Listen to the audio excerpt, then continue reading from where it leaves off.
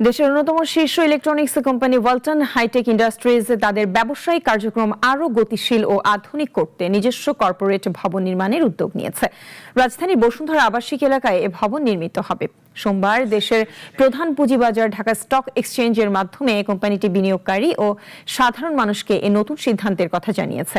ওয়ালটন কর্তৃপক্ষ জানায়, রাজধানীর বসুন্ধরা আবাসিক এলাকার আই ব্লকে অবস্থিত সাবরিনা সোবহান পঞ্চম এভিনিউর 1088 নম্বর প্লটে এই কর্পোরেটের প্রধান কার্যালয় নির্মিত হবে। মূলত বিশ্বমানের ও আধুনিক সব সুযোগ সুবিধা সম্বলিত প্রধান কার্যালয় তৈরির লক্ষ্যেই এই মেগা পরিকল্পনা হাতে নিয়েছে প্রতিষ্ঠানটি।